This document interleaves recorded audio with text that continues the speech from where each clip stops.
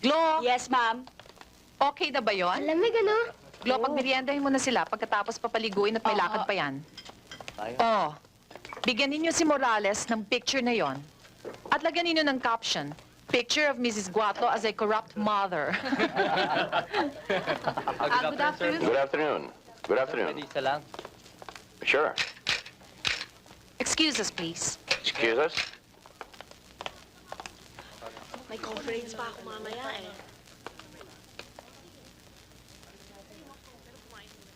Anong gagawin natin ngayon? Ano pa? Kailangang mahanap ang yun. Kailangang mapatay siya, Edmundo.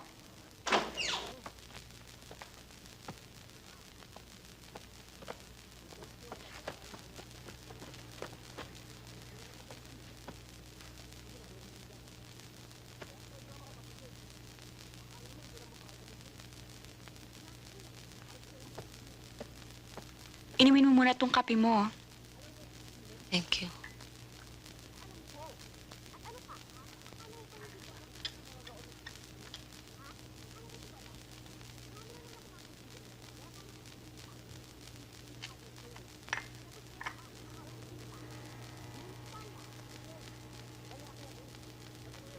Akin na.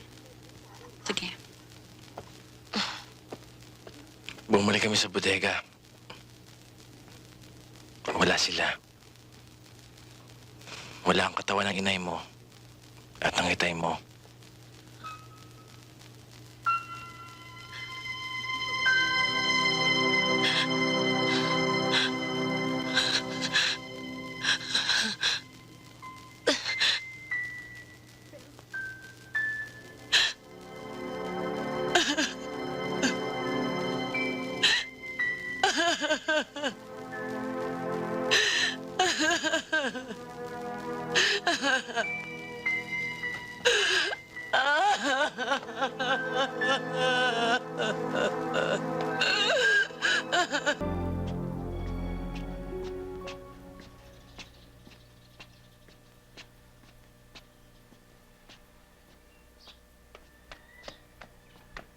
Si Lynette.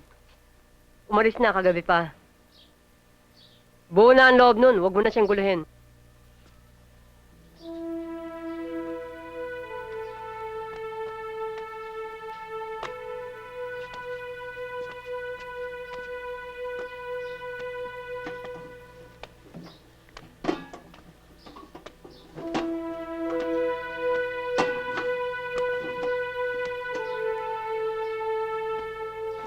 Pagdating mo sa Maynila, anak, mag-iingat ka. Maraming mga balitang dumarating na hindi maganda. Ayoko may mangyari sa'yo, Lynette. Huwag mo na po akong alalahanin, Nay. Malaki na po ako.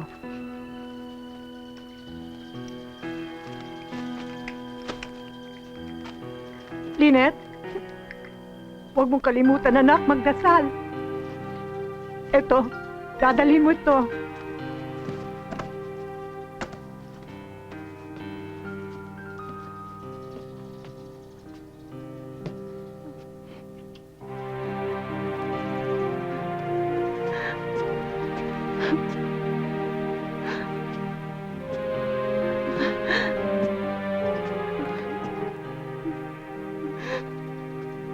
Si ate ho, Nauna na sa tindahan.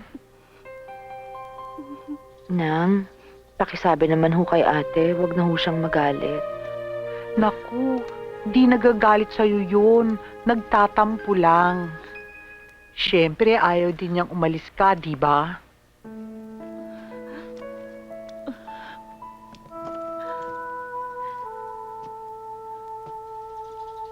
Chang? Paano niyan, Lynette? Mamimiss kita. B, malulungkot ako. C, all of the above. Chang, di ho. Magiging masaya kayo para sa akin.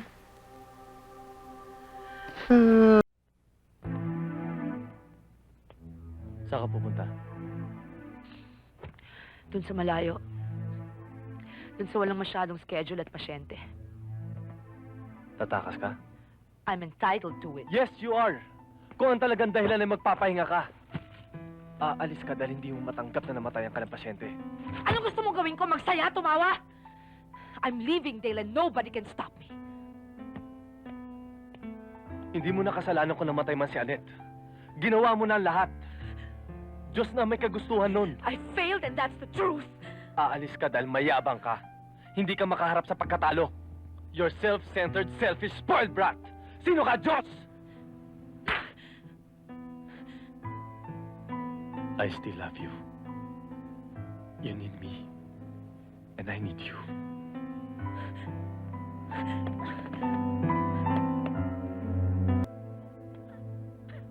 Ate, tama na yan. Marami ka na nainom. Matulog ka na. Iwan mo ako. Gusto ko mag-isa. Hindi ako aalis dito na ganyan ka. Hindi mo kasalanan ang pagkamatay ni Annette.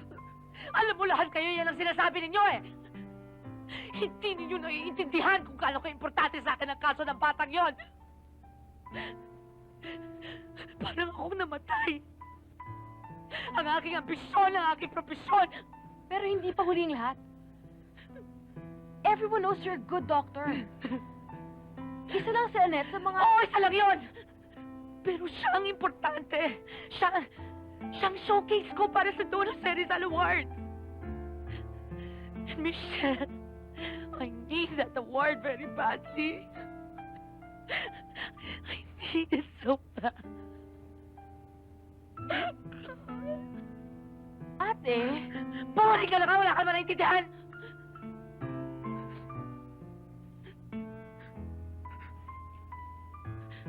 Michelle.